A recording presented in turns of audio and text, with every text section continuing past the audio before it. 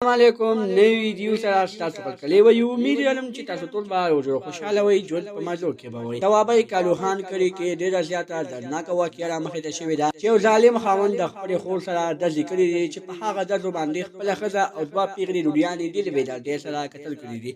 دوستانو ظالم خاوند داسې حرکت ولې کوو چې خپله ښځه او دوه پیغلې لوریانې ډېرې بېدردۍ سره قتل کړي دي. پوره معلومات خبرونو لپاره زموږ د ویډیو خامخا وګورئ. تر اوسه زموږ چینل چا نه وي سبسکرایب کړی خو موږ زموږ چینل سبسکرایب کړئ ډېرې شامل څخه خامخا ووهئ چې زموږ هر یوه نوې معلوماتي ویډیو تاسو ته په اسانۍ سره میلاویږي. ثوابه کالوخان کړي کې ډېره بې انتها افسوسناکه واقعه رامخې ته شوې ده چې یو ظالم خاوند خپله ښځه او دوه پیغلې لوریانې ډېرې بېدردۍ سره قتل کړي دي.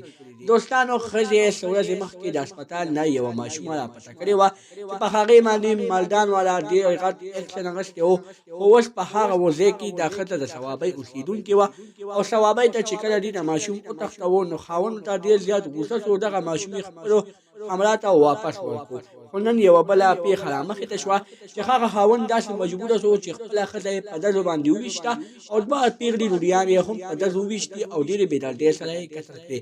خو چېرې مونږ سوچ وکړو خاوند د دې ښځې نه ډېر زیات تنګ شوی و، ښځې به د خاوند خبره نه منله، خاوند په دغه خبره باندې غوسه ولګله او خپله ښځه یې قتل کړه.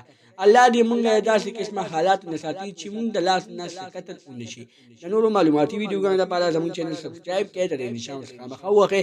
زموږ هر یوه نوې معلوماتي ویډیو تاسو ته په اسانۍ سره میلاویږي. والسلام.